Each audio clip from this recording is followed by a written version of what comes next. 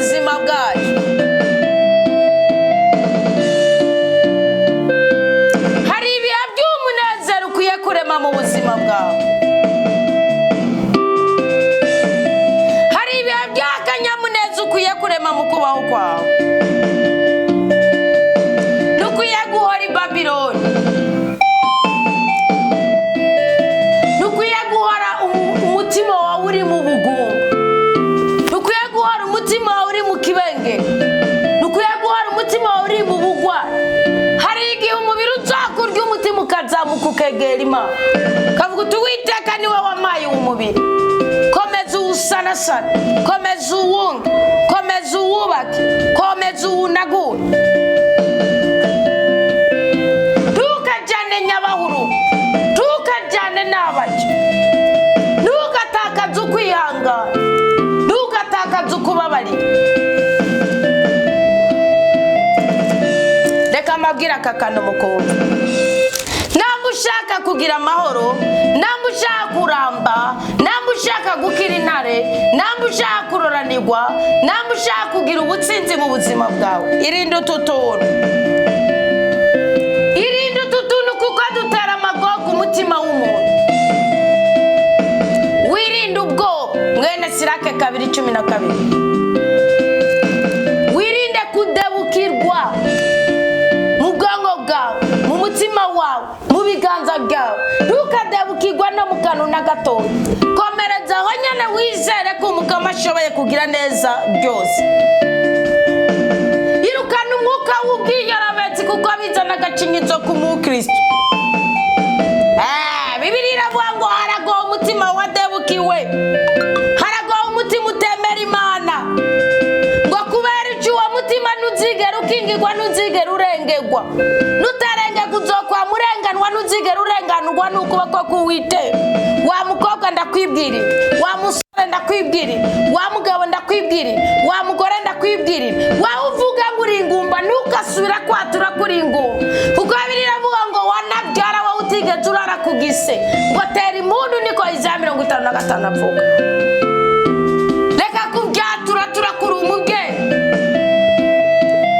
Ibatuza wikuza kwiyi imivumo, imivumo y'ibyaha by'abaso n'abasogokuru, imivumo y'ibyaha byawe nibyo byanyana biguhuza n'intare itonomera mu mutima wawe, ugatakaza ukuri mu marangamutima yawe. Tusuye kubyemera, uri umunyamasezerano kumva n'isi itararemwa, wahoze mu bwonko bw'Imana. Wikinezera Imana nuko yibera mu mutima wawe. Nusubiremo ubuzima bwawe, ubwige, ubutekerezeho, wisobanuke gufata umwanzuro wo guharanira kubaho wumvira itegeko rya rudasumbwa, urabe ingana Imana ikugirira neza. Umva kakana ngo hagowe mwebwe mwataye ubwiyumanganye. Ntugahebe kwiyumanganya mu makuba yawe, mu gushaka kawe, mu kurondera kwawe, mu kubabara kwawe.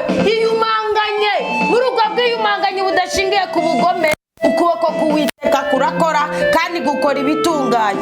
Mbese nukomeza bikanka ko wiyumanganya ukajyana n'abaja, wamwe Imana yagize kukugendera igihugu isubizo kwa cagiye wasenga, uzobyitwaramo gute? Ntuzomaramara, ntuzorya imvumba. Reka ndakwibwira akantu kamwe, reka nkwibwira akantu kamwe. Aho hantu wagusubiza inyuma, aho hantu wagutandukanye n'Imana, aho hantu wagutera agahinda, aho hantu wagutera iminkanyari, aho hantu waguhuza n'umuvumo, aho hantu waguhuza n'umubabaro, aho hantu waguteza kuribwa, ugushishitoka ukamenga nacyo wawuhaye.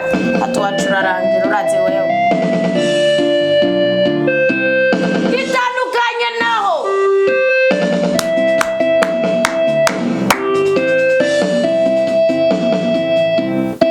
Hari ibikomere muzabwirizwa kwivura. Umugabo yagutaye si wazogaruka kukuvura igikomere cy'uguye mu kigo.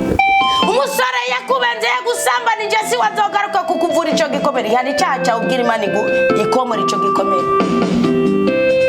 Inzara wagize mu buto bwawe ntuzoronka mama aze kuguha sererake, genda uyigure nimba ufise udufaranga.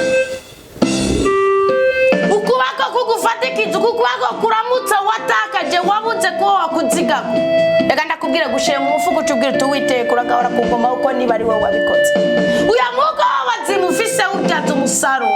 Reka kubyaza umusaruro w'agahinda kajyana mu rupfu, kajyana mu rupfu kandi urupfu rw'imburagihe. Bireke ibyo bintu, bireke. Imana iguha umugisha, Imana iguha amahoro. Waguhemukiye mutwikiriza amaraso ya Kristo, mwibohoze ko kuko burya yaje kugenda Imana yariremye uwundi muntu kandi aje kugira neza.